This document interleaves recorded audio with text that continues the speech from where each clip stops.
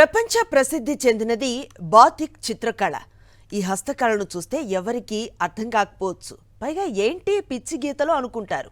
అటువంటి వారికి ఈ హస్తకళ గురించి వివరిస్తున్నారు మరియా క్లారా. ఎన్నో భావోద్వేగాలతో మిళితమైనదే బాతిక్ చిత్రకళ అని చెప్తున్నారు.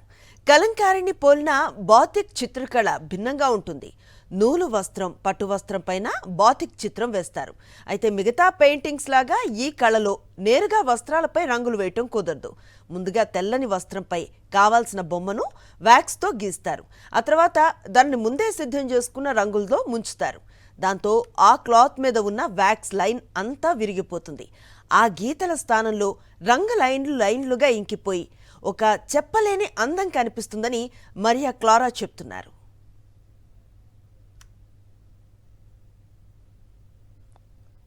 బాటిక్ ఎందుకు చూస్ చేసుకున్నా అంటే నేను వేరే డిఫరెంట్ టైప్ ఆఫ్ మీడియంస్లో ట్రై చేశాను, కానీ ఒక సంతృప్తి అనేది బాటిక్లో వచ్చింది. బాటిక్లో వ్యాక్స్తోని వర్క్ చేస్తాము, వ్యాక్స్తోని లైన్స్ డ్రా చేస్తాము, డిజైన్స్ వేస్తాము, దాని తర్వాత కలర్లో అద్దుతాము.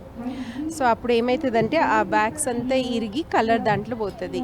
ఎక్స్పైర్ ఆయన పేరు డాక్టర్ పి సాల్మన్ రాజ్. ఆయన ఇంట్రడ్యూస్ చేసిండ్రు బాటిక్లో ఇట్లా చేయొచ్చు అని.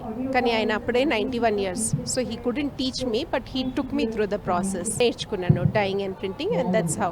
సో నేను ఒక 2 years తీసుకున్నాను నేర్చుకోవడానికి.